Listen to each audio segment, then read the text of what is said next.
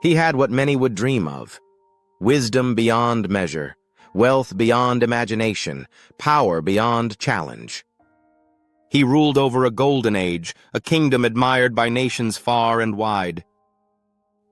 But in the end, the wisest man in the world could not control his own emotions.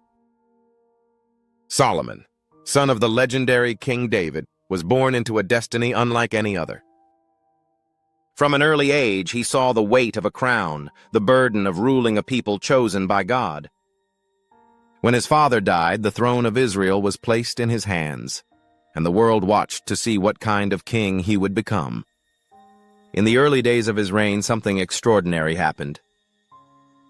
God himself appeared to Solomon in a dream, saying, "Ask for whatever you want me to give you." He could have asked for riches, for victory over his enemies, for long life and glory.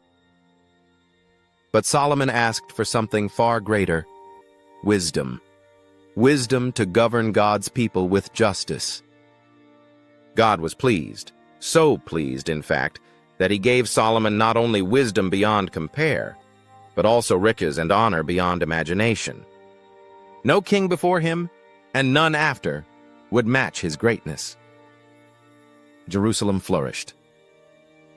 The temple of the Lord, Solomon's masterpiece, rose above the city like a jewel set in gold. Day after day, the sound of hammers and chisels echoed through the valleys. Blocks of white stone were placed with perfect precision, their surfaces polished until they gleamed in the sunlight. Inside, golden walls reflected the morning light, blinding the eyes of those who entered. The air was filled with the scent of cedar from Lebanon, and the songs of the Levites echoed through the sacred halls. It wasn't just a building, it was the dwelling place of the Almighty. Kings and queens traveled from distant lands to witness his wisdom. Among them was the Queen of Sheba, arriving with a caravan of camels carrying gold, spices, and precious stones. She tested Solomon with riddles and questions, and left astonished, declaring that not even half of his greatness had been told to her. Israel was strong. Its borders were secure. Its people lived in peace and prosperity. And at the heart of it all sat Solomon, the wisest man who had ever lived. But wisdom is not the same as obedience. And the greatest danger often comes quietly. To strengthen his political alliances, Solomon took wives from many nations. 700 wives, 300 concubines.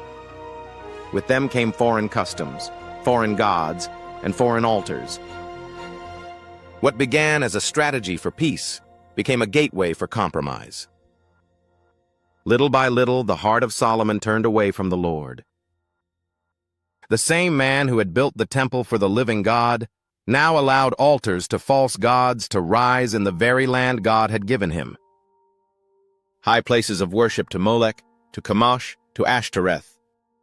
Idols stood where only the name of the Lord should have been honored. But the cracks in Solomon's life did not end with idolatry. In his palace, behind the walls of gold and stone, a deeper failure was taking shape. He did not discipline his children. He did not train them in the ways of the Lord. He did not pass on the legacy his father David had given him.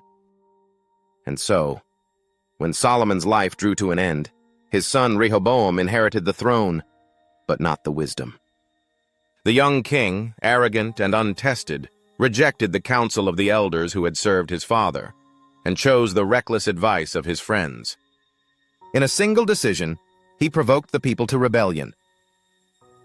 The kingdom that David had united and Solomon had glorified was torn in two. 10 tribes broke away to form the northern kingdom of Israel, while only Judah and Benjamin remained loyal to the house of David. This was the legacy of the wisest man in the world, a kingdom divided, a family unprepared, a warning for generations to come. Because it is possible to lead a nation and lose the heart of your own home. It is possible to have knowledge for others and yet fail to apply it to yourself. Wisdom without self-control is like a palace without foundations, beautiful for a moment, but destined to collapse. True leadership begins at home, and no public success can make up for private failure. If this story spoke to you, share it with someone who needs to hear it. And remember, true wisdom is not only in knowing what is right, but in living it every single day, and in passing it on to those who will come after you. Follow for more to rise again.